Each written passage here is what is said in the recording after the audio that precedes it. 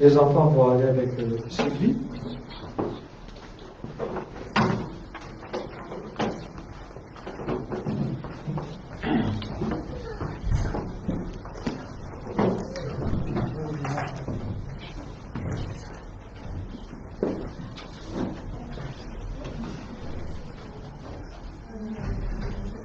Voilà, si je vous dis Matthieu chapitre 6, verset 9, vous pensez à quoi? Vous pensez à qui? Matthieu chapitre 6, verset 9. Sermon sur la montagne. Au sermon sur la montagne, ça en fait partie. Ça commence au chapitre 5, ça termine au chapitre 7, mais ça fait partie du sermon sur la montagne. En tout cas, dans ce chapitre 6, au verset 9, il est question d'une prière souvent prononcée dans les milieux chrétiens ou dans les églises. Cette prière est prononcée. Une prière qui est connue même du grand public, du public qui soit chrétien ou non chrétien, connaît cette prière. C'est dire l'effet qu'elle a eu sur ceux qui nous ont précédés, mais l'effet qu'elle peut avoir sur les contemporains encore aujourd'hui. Car cette prière est souvent récitée lors des cultes, lors des baptêmes, malheureusement aussi lors des enterrements, au repas à table, ça arrive. Dans les diverses circonstances, en fait, on récite cette prière qu'on trouve à 2 reprises dans le Nouveau Testament, entre autres dans les évangiles. Il est question de cette prière dans l'évangile de Luc et dans l'évangile de Matthieu. Et je vous invite à la lecture justement de Luc, chapitre 11. Luc, chapitre 11. Et nous lirons juste les versets qui concernent cette prière. Un jour, Jésus priait à un certain lieu.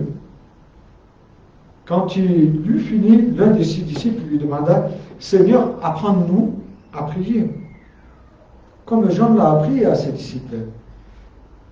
Il leur répondit, quand vous priez, dites, Père, que tu sois reconnu par Dieu, que ton règne vienne, donne-nous chaque jour le pain dont nous avons besoin.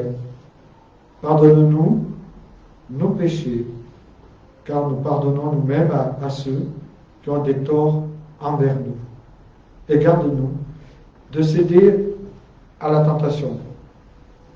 Donc on voit ici dans Luc cette prière qui est aussi dans l'évangile selon saint Matthieu au chapitre 6 et au verset 9. Mais elle est davantage, on va dire, développée ici. Jésus explique que les religieux priaient, ils avaient l'habitude de prier pour parader en fait devant tout le monde au coin des rues pour qu'on les voie. Ils priaient longtemps. Et donc ils aimaient être vus. Et Jésus va leur expliquer comment prier. Il leur dit de rentrer dans leur chambre et de prier. Priez donc ainsi. Notre Père qui est aux cieux, que ton nom soit sanctifié, que ton règne vienne, que ta volonté soit faite sur la terre comme au ciel.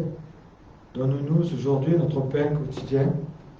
Pardonne-nous nos offenses comme nous pardonnons aussi à ceux qui nous ont offensés.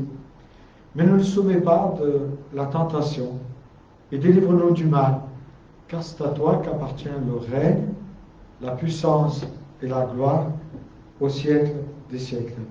La version qui était projetée, la version Semeur, donc elle est différente de la version seconde, celle que moi-même j'ai récitée.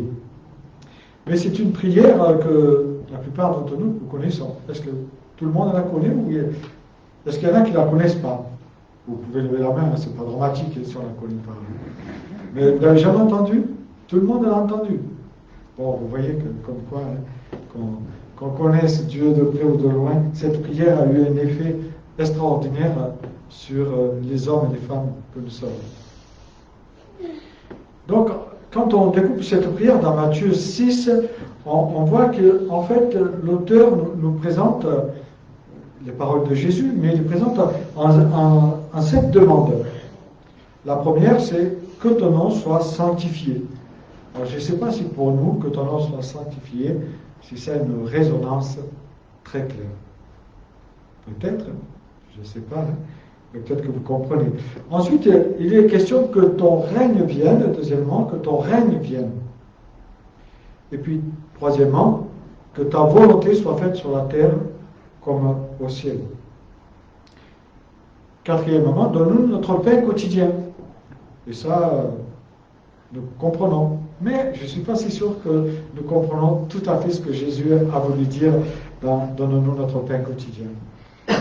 Puis pardonne-nous nos offenses. Ça, nous comprenons tous, je crois, comme nous pardonnons à ceux qui nous ont offensés.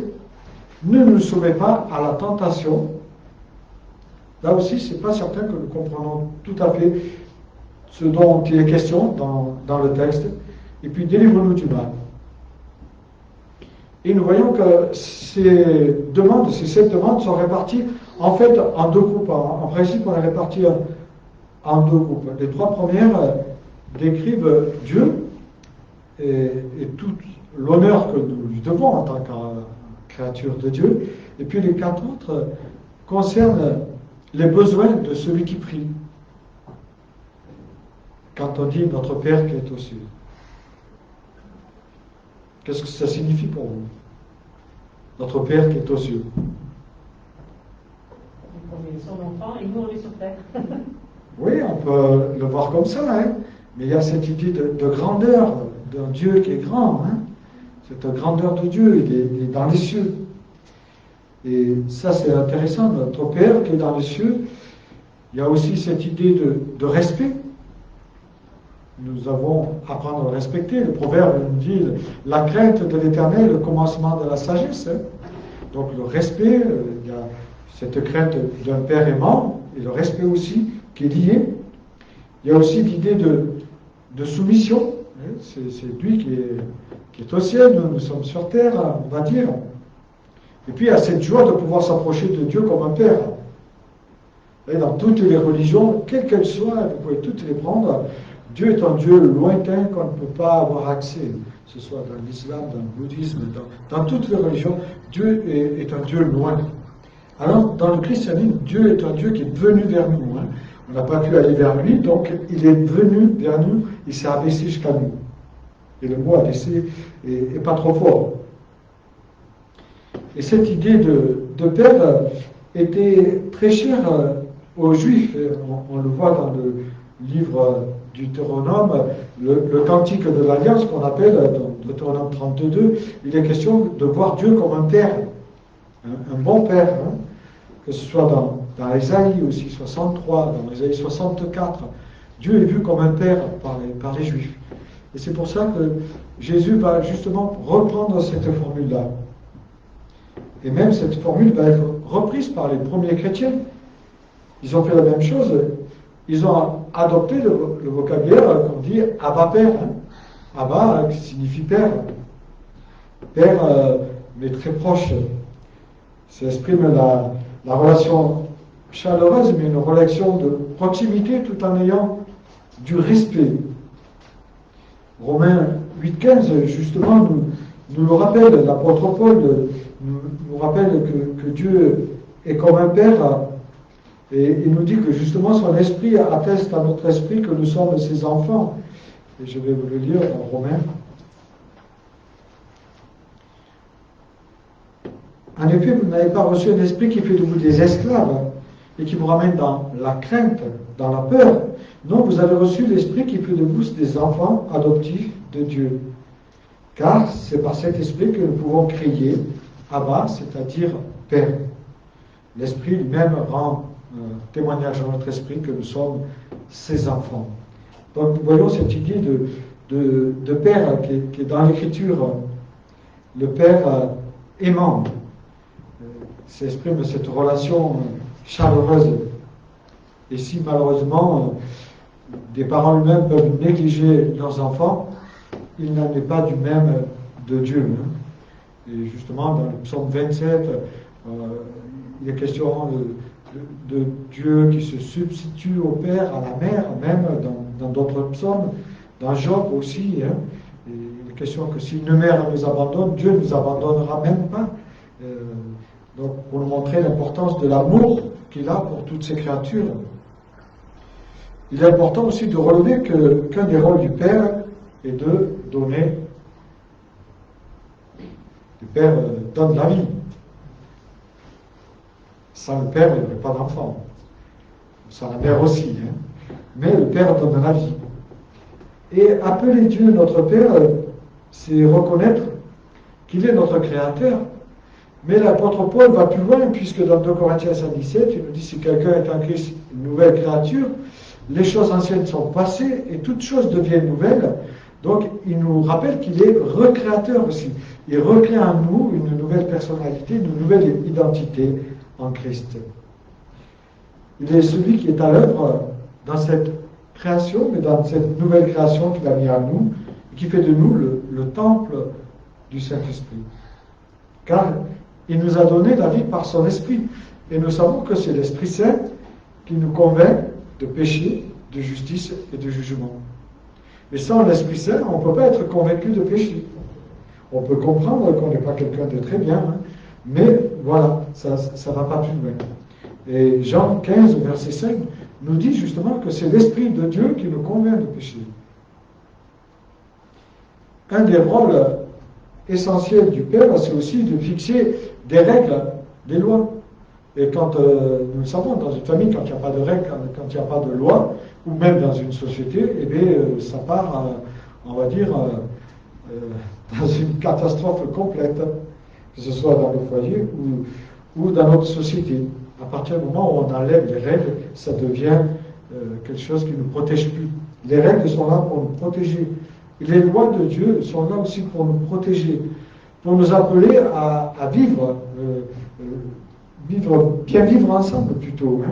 Sinon, ce serait l'anarchie s'il n'y avait pas de loi.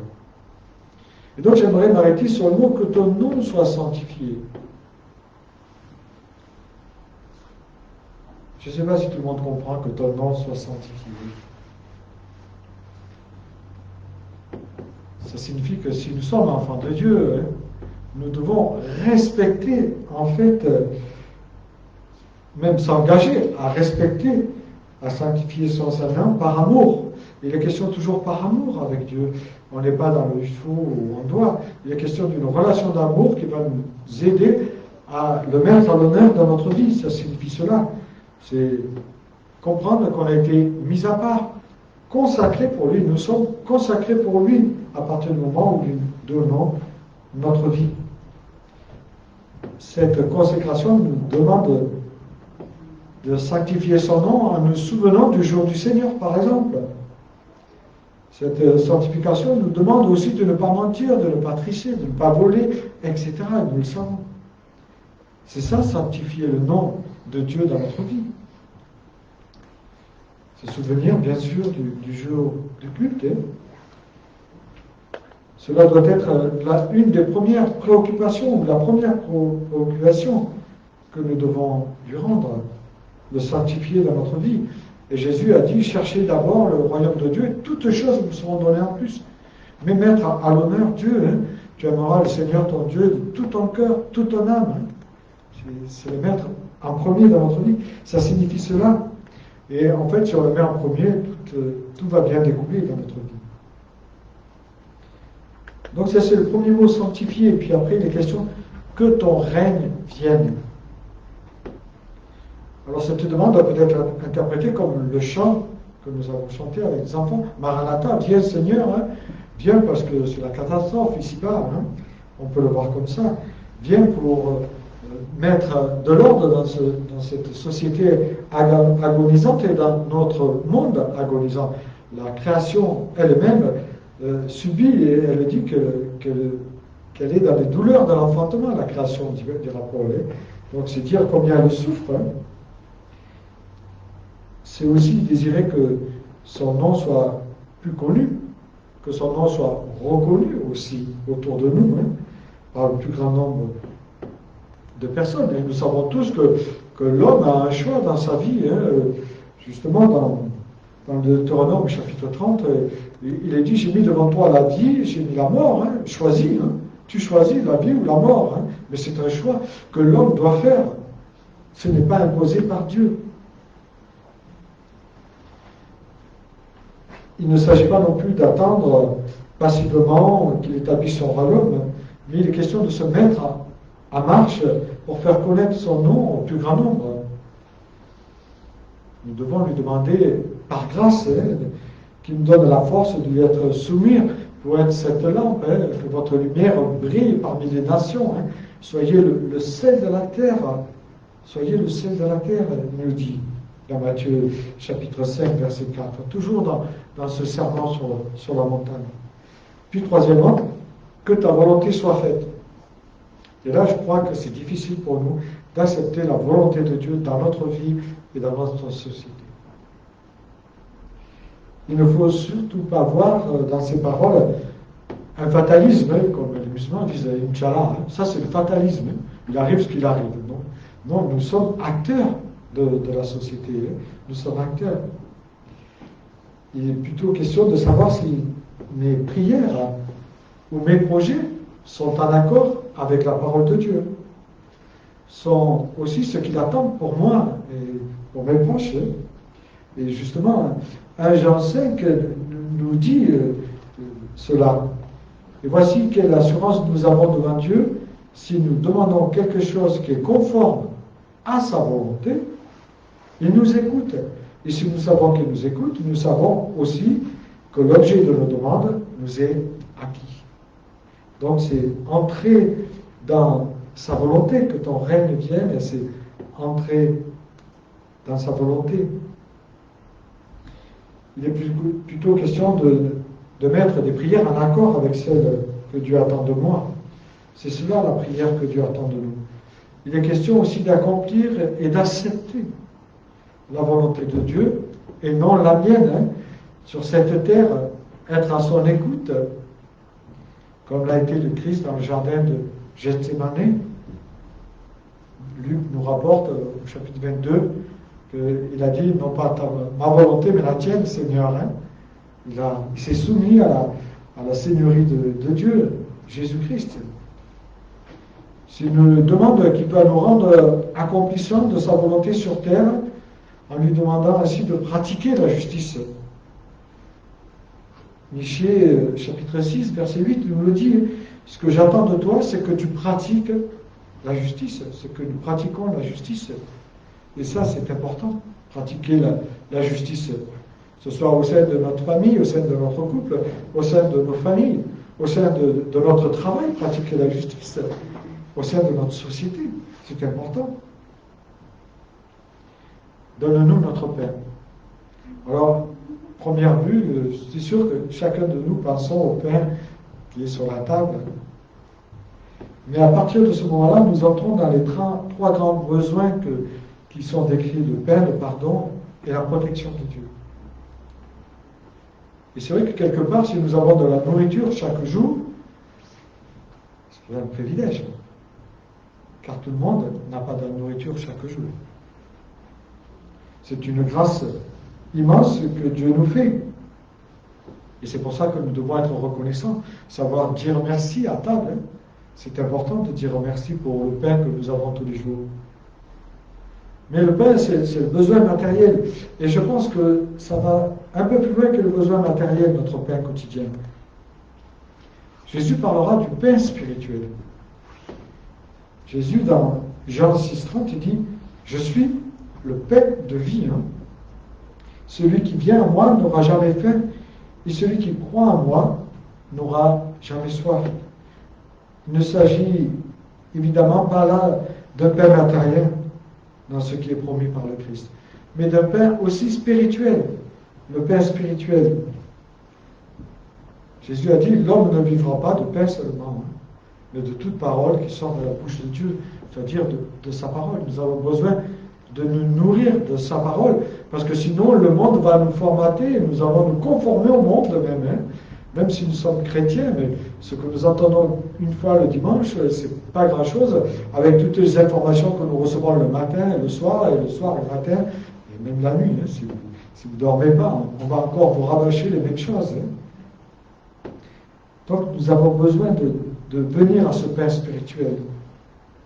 C'est ce pain-là que nous avons besoin régulièrement, le pain spirituel de la parole de Christ, de sa présence, de sa personne même qui veut nous nourrir pour l'éternité, pour cette rencontre que nous aurons un jour à avoir et qui nous donne la force de l'aimer. Ce Père spirituel est nécessaire aussi pour avancer dans notre vie de tous les jours. Elle doit nous nourrir quotidiennement, cette parole. Son esprit doit nous vivifier, mais sa parole doit nous nourrir, nous redonner des forces nouvelles. C'est pour ça que Josué, quand il va apprendre la succession de Moïse, cette parole est très forte, que ce livre de vie ne s'éloigne pas de toi. Médite-le jour et nuit afin que tu réussisses dans toutes tes entreprises. Fortifie-toi, prends courage, que ce livre de vie ne s'éloigne pas de toi. Donc médite-le, c'est-à-dire mâche-le. Nourris-toi de cette parole. Si tu ne te nourris pas de cette parole, le monde te nourrira de ces paroles. Puis pardonne-nous nos offenses, comme nous pardonnons à ceux qui nous ont offensés. Je crois que pour chacun de nous, c'est clair. Il est tout à fait normal que le Seigneur mette en évidence le pardon qui est le point central de la croix. C'est à la croix que nous sommes pardonnés. À la croix, nous avons la rémission de nos péchés, nous dit la parole. Et cette croix nous plonge dans dans le maintenant, dans le pas encore. Nous avons la vie éternelle, mais dans le pas encore, nous l'aurons plus tard. Mais nous avons déjà la vie éternelle. Les deux brigands sur la croix ont fait un choix et Jésus a dit à l'un, aujourd'hui avec moi, tu seras dans le paradis. Donc c'est aujourd'hui, à partir du moment où on accepte Dieu comme Seigneur dans sa vie, à partir de ce moment-là, il devient celui qui nous sauve et nous marchons en nouveauté de vie. Pardonnons-nous comme nous pardonnons aussi à ceux qui nous ont offensés. Nous avons deux dimensions ici, dans ce pardon. Le pardon que Dieu nous offre par grâce, c'est par la grâce que nous sommes sauvés, nous le savons. Par le moyen de la foi, cela ne vient pas de vous, afin qu'on ne se glorifie pas. Mais c'est par la grâce, bien sûr, que nous avons le pardon. Mais ce pardon est une invitation à pardonner, nous aussi, par grâce, nos contemporains. Paul dira dans Ephésiens 4:32, pardonnez-vous réciproquement, comme le Christ vous a pardonné. Mais comme le Christ vous a pardonné. Et ça, c'est pas tout à fait comme nous l'entendons. Pour nous, dit Jean, nous aimons Dieu parce qu'il nous a aimés le premier. Et Paul dit également, de même, que le Christ vous a pardonné, pardonnez-vous, vous aussi. Nous devons apprendre à nous pardonner. Et ce n'est pas toujours simple d'apprendre à se pardonner. Pardonner et être prêt à pardonner, en fait, on voit que ça semblerait que c'est le même mouvement que Dieu donne dans sa parole. C'est croire et vouloir vivre le pardon dans toutes ses dimensions. Pardonner un meurtrier, pardonner un violeur, c'est pas possible humainement. En tout cas, moi je ne crois pas que j'y arriverai. Mais par la grâce de Dieu, s'il y a une œuvre qui se fait à moi, je peux y arriver. Je peux y arriver parce que Dieu me donne cette puissance qui vient de l'Esprit pour pouvoir pardonner au pire des méchants. C'est croire et vouloir vivre le pardon dans toutes ses dimensions, comme je l'ai dit, car le pardon reçu est nécessairement lié au pardon qui nous a été offert. Et oui, Dieu nous rappelle que nous aussi, il nous a pardonné alors que nous étions loin de lui, que nous lui tournions le dos, en fait. Tous, nous avons tourné le dos à Christ. À un moment, à un autre dans notre vie, nous étions contre lui. Ses ennemis, il dira l'apôtre Paul dans Colossiens, au chapitre 20, verset 21. Et puis, ne nous soumets pas à la tentation. Le mot employé par tentation a une double signification dans le grec. Speiramon, c'est un double sens. Comme dans l'hébreu, c'est peut-être la tentation comme nous l'entendons, ça peut être aussi les épreuves de la vie. Ne permet pas que je sois tenté au-delà de mes forces. Et j'aime bien ce passage de 1 Corinthiens 10 au verset 13, où Paul dira justement à cette église qui vit un roi, on pourrait dire, Il dira, les tentations qui vous ont assaillis sont communes à tous les hommes. D'ailleurs, Dieu est fidèle, il ne permettra pas que vous soyez tentés au-delà de vos forces. Donc ça signifie qu'en fait que toutes les tentations que nous avons, si nous étions en bonne relation avec Dieu, nous pourrions les rejeter. Mais ce n'est pas le cas pour moi, peut-être pour vous. Alors pourquoi je prêche si vous n'avez pas besoin de la grâce? Mais vous voyez, comme quoi la tentation, Dieu nous donne les forces si nous lui demandons. Mais parfois, derrière, il y a ce plaisir qui est enregistré en nous, du péché, malheureusement. Ne permets pas que je sois tenté au-delà de mes forces. Ne me laisse pas entrer dans les épreuves qui pourraient être insurmontables à mes yeux. Ça va aussi reconnaître ses limites, ses capacités, et demander à Dieu d'éviter les situations vulnérables et dangereuses. Éloignement, ça signifie des pièges, des tactiques du diable, de l'adversaire, qui sait me faire miroiter au premier abord un bien apparent. Le péché est toujours présenté sur un bien apparent, et qui en fait n'est qu'un mal manifeste. En fait, c'est cela. Oui, protège-moi, Seigneur, pour que je ne perde pas ma liberté et ma dignité. Et si je tombe, aide-moi à relever la tête. Le Proverbe 24 dit 7 fois le juste tombe, 7 fois Dieu relève. Et donc, c'est pour ne pas rester dans la culpabilité, c'est intéressant. Je le dis souvent, il y a deux sortes de culpabilité. Il y a celle de Dieu qui nous montre que nous avons besoin de lui remettre notre péché, mais dès que nous lui remettons, il nous relève. Et puis celle de l'adversaire qui nous dit c'est impossible que tu sois pardonné. Tu es trop mauvais, ça fait 100 fois que tu tombes, ça fait 200 fois que tu tombes. C'est impossible. Vous voyez, il faut faire attention. Le diable est très fort. Il sait nous manipuler. Et c'est pour cela que nous devons connaître la parole de Dieu pour savoir que Dieu nous relève à chaque fois que nous tombons, si nous lui confessons. Et puis la 7e parole, délivre-nous du mal. Il ne s'agit pas de demander à Dieu qu'il ne nous arrive aucun mal, parce que nous savons que sur cette terre, le mal est présent. Je vous ai dit que le diable est le prince du monde, encore, pour le moment. Mais qu'il nous en délivre, qu'il nous délivre. Quand l'adversaire a pris peut-être le dessus dans notre vie ou sur un péché. On peut lui dire, Seigneur, si je suis pris au piège de l'adversaire, aide-moi, secours-moi. Viens à mon secours. Et là, ça rejoint le chapitre d'Ésaïe 61 qui nous parle de cette délivrance des captifs. Il nous dit que Dieu, il est venu pour annoncer une bonne nouvelle aux humiliés. Il est venu en penser ceux qui ont le cœur brisé, annoncer aux captifs leur délivrance et à ceux qui sont prisonniers leur mise en liberté. Donc voilà, c'est complètement différent. Nous savons que le mal existe dans ce monde. Il y a juste à éclairer la télé si vous n'êtes pas au courant. Vous comprendrez que le monde est rempli de mal. Et nous savons aussi que l'adversaire rôde comme un lion rugissant, cherchant qui dévorer. Même Pierre 5,8 nous le dit. Il veut nous faire du mal. Et il veut nous amener dans ses filets. Mais quelle que soit la situation dans laquelle nous nous trouvons, délivre-nous de mal, ça signifie que Dieu peut nous en libérer, quelle que soit la situation. Le psaume 23 dit « Quand je marche dans la vallée de l'ombre de la mort », ça signifie qu'un jour nous passerons par des temps difficiles, ou peut-être nous le sommes. Mais derrière, il y a la promesse. Promesse n'est pas que Dieu nous évite cette vallée. Dieu ne peut pas éviter la vallée de l'ombre de la mort. Mais que dans cette situation, chacun puisse dire « Je ne crains aucun mal, car tu es avec moi. Je ne crains aucun mal, car tu es avec moi.